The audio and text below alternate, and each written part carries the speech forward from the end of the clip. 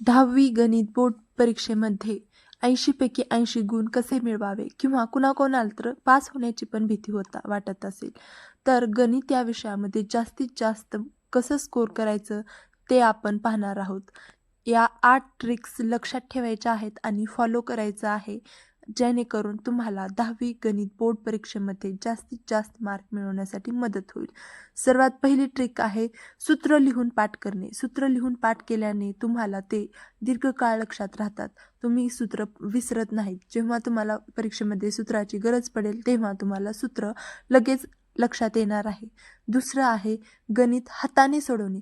काही महत्त्वाची गणिते असतात, जे परीक्षेमध्ये पुन्हा पुन्हा येत असतात. ते तुम्ही हाताने लिहून सोडवायचे आहेत. फक्त असं पाहिलं गणित हे असं आहे, असं आहे, ओके, ओके असं केल्याने तुम्हाला ते तात्पुरतं लक्षात राहिल्यासारखं वाटेल, परंतु ते तुम्हाला पेपरमध्ये आठवणार नाही. आणि जेव्हा तुम्ही हाताने ते सोडवून पाहाल, तेव्हा ते तुम्हाला पेपरमध्ये लगेच आठवणार आहे. तशीच गणिते किंवा त्यासारखीच गणिते फक्त अंक, अक्षरं बदलून त्यामधले पुन्हा पुन्हा येत असतात. ते तुम्हाला तिथं मदत होईल. नंबर 3 आहे पेपरमध्ये वेळेचं नियोजन करणे. पहा, तुम्ही जास्त फास्ट पेपर लिहिला तर तुमच्या चुका होण्याची संभाव्यता वाढत असते आणि तुम्ही स्लो पेपर लिहिला तर तुम्हाला वेळ हा पुरत नसतो. तुमच्यापाशी वेळ कमी असतो पेपरमध्ये. त्यामुळे पेपरमध्ये वेळेचं नियोजन लावणे हे खूप महत्त्वाचं आहे आणि हे कसं होणार आहे? ते होणार आहे जास्तीत जास्त सराव परीक्षा देऊन. नंबर 4 आहे महत्त्वाची धडे न सोडून जाणं. पहा, काही धडे म्हणजे काही धडे छोटे असतात पण ट्रिकी असतात आणि काही धडे मोठी असतात आणि ते सोपी असतात. ते तुम्ही सोडून जाता. ते तसं करायचं नाही. महत्त्वाची धडे कोणती आहेत ते आपण पुढे याच व्हिडिओमध्ये पाहणार आहोत. तर व्हिडिओ शेवटपर्यंत नक्की पहा. महत्त्वाची धडे तुम्ही करणं खूप गरजेचं असतं. त्यातून खूप साऱ्या मार्काचं येत असतं.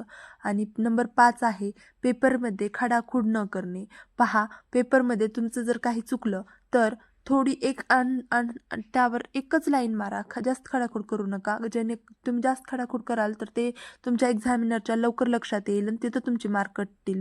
पेपर सुटसुटीत असा लिहा. पेपर प्रेझेंटेशन कसं करायचं हे आपल्या चॅनलमध्ये मी तुम्हाला पेपर 1 लिहून दाखवला आहे. ते पाहिलं नसेल तर पहा, म्हणजे तुम्हाला कळेल की पेपर प्रेझेंटेशन कसं करायचं आणि जेणेकरून तुमचा पेपरमध्ये एकही मार्क कटणार नाही. एकदा तो व्हिडिओ पाहून घ्या नक्की. मी स्टेप बाय स्टेप तुम्हाला सांगितलं आहे. पेपरमध्ये आन्सर शीट कशी भरायची आणि पेपर कसे लिहायचे हे तुम्हाला मी सर्व त्या व्हिडिओमध्ये सांगितलं आहे. नंबर 6 आहे जे प्रश्न येतात ते सुरुवातीला करणे. जे तुम्हाला पहा, आता प्रश्न क्रमांक 4 मध्ये 3 दिलेले असतात क्वेश्चन आणि 2 तुम्हाला करायचे असतात. तर त्या तिन्हीपैकी तुम्हाला कोणते 2 सगळ्यात चांगले येतात ते तुम्ही अगोदर करायचे आहेत. आणि नंबर 7 आहे MCQ आणि कृतीमध्ये जास्त स्कोर करणं. MCQ येतात तुम्हाला पहिल्यांदाच सुरुवातीला 4 मार्कचे. तुम्ही जास्तीत जास्त MCQ सोडवून प्रॅक्टिस केली पाहिजे, जेणेकरून तुम्हाला ते सोडवायला मदत होईल आणि तिथं तुमचा एकही मार्क कटणार नसतो. आणि कृतीमध्ये तुम्हाला फक्त काही बॉक्स रिकामे दिलेले असतात. ते तुम्हाला आलं की तुम्हाला सहज 6 मार्कसाठी कृती असते. क्वेश्चन नंबर 3 मध्ये. जास्तीत जास्त सराव परीक्षा देणे. जास्तीत जास्त जेवढ्या तुम्ही सराव परीक्षा द्याल, तेवढे तुमचे मार्क वाढण्याची संभाव्यता वाढते. जास्त तुम्हाला सराव परीक्षा दिल्याने खूप सारे प्रश्न तुमच्या ओळखीचे होतात आणि तुम्हाला पेपरमध्ये कसं वेळेचं नियोजन करायचं, प्रेझेंटेशन कसं करायचं, पेपर तुम्हाला वेळेमध्ये कसा लिहायचा, हे सगळं तुम्हाला सराव परीक्षा दिल्याने येणार आहे. सराव परीक्षा देणं म्हणजे खूप महत्त्वाचं आहे.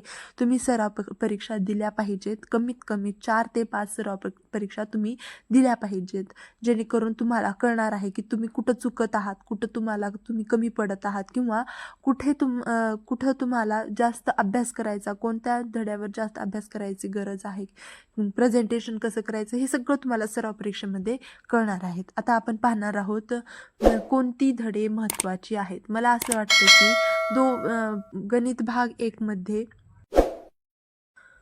धडा पहिला 2 चलांतील रेषीय समीकरण हा धडा महत्त्वाचा आहे. कारण यामध्ये जास्त काही ट्रिकी असं नाही, सोप्पा आहे धडा आणि तो तुम्हाला खूप साऱ्या मार्क्सला पेपरमध्ये येतोही.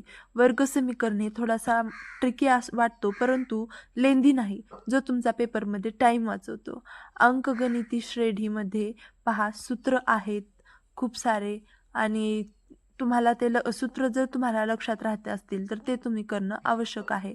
अर्थनियोजनमध्ये लिहिणं जास्त आहे, तुम्हाला रायटिंग जास्त करावी लागते, परंतु सोप्पा आहे धडा. संभाव्यता सोप्पा आहे आणि सांख्यिकी थोडंसं मला ट्रिकी वाटतो.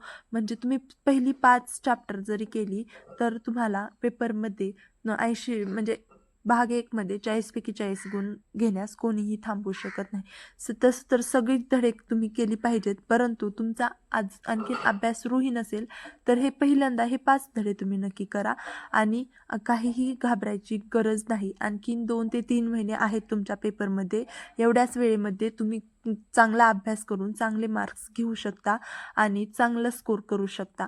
तर पेपरचं चांगलं अभ्यास करा, आतापासून स्टार्ट करा, स्ट्रॅटेजीने अभ्यास करा आणि पेपरला न घाबरता चांगला पेपर द्या. All the best. आणि असंच आपल्या चॅनलमध्ये आणखीन तुम्हाला मार्क्स वाढवण्यासाठी ट्रिक्स किंवा पेपर प्रेझेंटेशन हे सगळं आपल्या चॅनलमध्ये मिळणार आहे. त्यासाठी आपल्या चॅनलला सबस्क्राईब करून बेल आयकॉन प्रेस करा, जेणेकरून माझी सर्व व्हिडिओ तुमच्यापर्यंत पोहोचतील आणि तुमच्या स्मार्ट स्टडीला माझा एक थोडा टच भेटेल आणि तुम्हाला खूप सारे मार्क